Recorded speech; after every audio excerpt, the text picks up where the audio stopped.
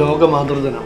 അതുമായി ബന്ധപ്പെട്ട് ഇന്ന് മദേഴ്സ് ഗോൾഡിൽ നടത്തുന്ന ഒരു ചെറിയൊരു ചടങ്ങ്, നാനാ മേഖലയിലെ ത്യാഗോജ്ജലമായിട്ടുള്ള പ്രവർത്തനങ്ങൾ കാഴ്ചവെച്ചിട്ടുള്ള അനേകം അമ്മമാർ നമുക്കിടയിൽ ജീവിക്കുന്നുണ്ടല്ലോ. പല സാഹചര്യങ്ങളിൽ നമ്മൾ അവരെ കണ്ടുമുട്ടാറുണ്ട്. അവർ ഫേസ് ചെയ്തിട്ടുള്ള ഇഷ്യൂസും അവർ മീറ്റ് ചെയ്തിട്ടുള്ള സ്ട്രഗിൾസും അവർ ഓവർകം ചെയ്തിട്ടുള്ള ഹഡിൽസും എല്ലാം നമ്മൾ മനസ്സിലാക്കുന്നു.